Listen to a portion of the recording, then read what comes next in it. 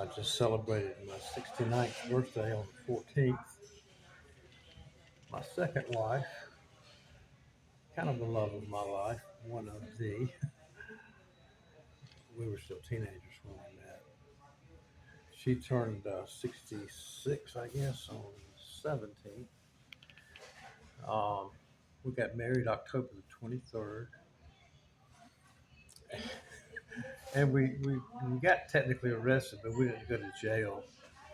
We got tickets for $50 a piece for, I'm going to tell that story now about Alice's grave down in Pawleys Island.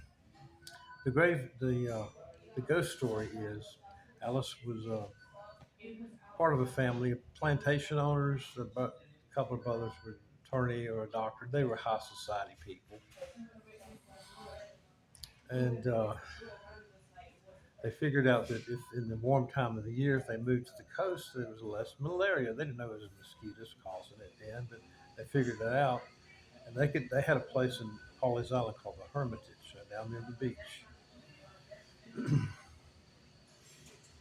Alice was in a relationship with a young guy that was worked at a factory in Georgetown or something. He wasn't up to the family's standard, so they forbid her to see him. She kept seeing him anyway. He gave her a diamond engagement ring. She wore it on a chain underneath her petticoat. Well, Alice gets malaria.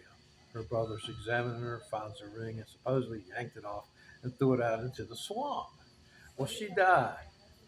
The ghost and she had shamed the family. I think she might have been pregnant, but this is not part of the story. She shamed the family to the point they buried her like a slave.